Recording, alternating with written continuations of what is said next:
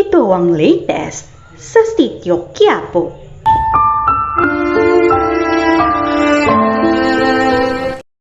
Ito ang mga eksenang dapat mong abangan sa araw ng Huwebes dito lamang sa Batang Quiapo. Matapos makulong ni Tanggol ay lalo pang nagkagulo ang pamilya Dimagiba. Sa isip kasi ni Rigor ay ginawa niya ang tama na tulungang masintensyahan ang ating bida dahil daw sa mga mali nitong ginawa. Kaya naman hindi siya nakukonsensya sa sinapit ng binata. Gayunpaman, ayaw niyang pamarisan ito ng iba pa niyang mga anak.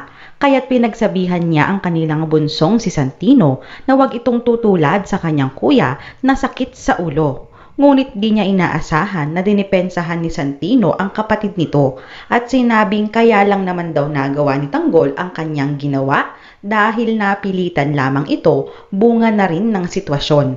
Kaya naman nagalit si Rigor sa kanyang anak dahil nahawa na raw ito sa ating bida na baluktot ang pag-iisip.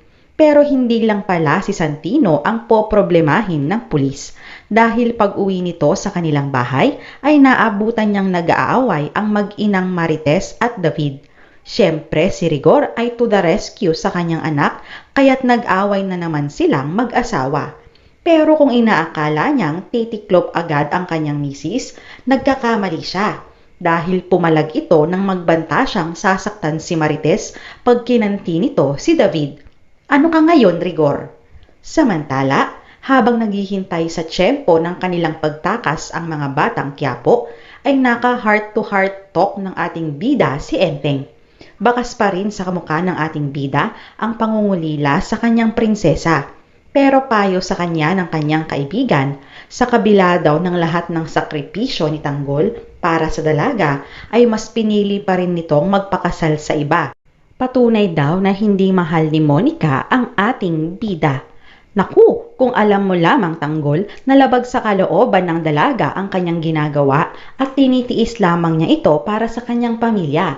Ngunit ang katotohanan ay ang ating bida ang sinisigaw ng puso nito.